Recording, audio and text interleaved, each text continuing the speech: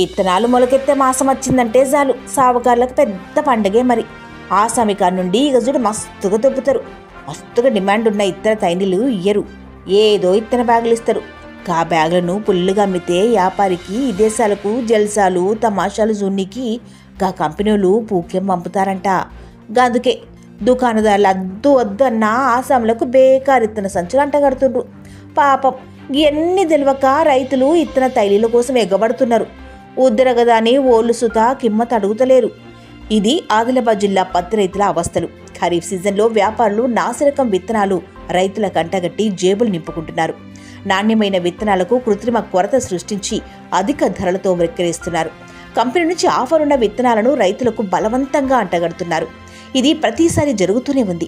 దీనిపై ప్రజాప్రతినిధులు, రైతు సంఘాలు, అధికారులు చూసి చూడనట్టు వ్యవహరించడం ఆనవాయితీగా వస్తోంది. నకిలీ విత్తనాలతో రైతులకు నష్టం జరిగిన తరువాత ధర్నాలు, కేసులు చేయడం కంటే అధికారుల్లో ముందు చూపుంటే ఎంతో మేలు అంటున్నారు.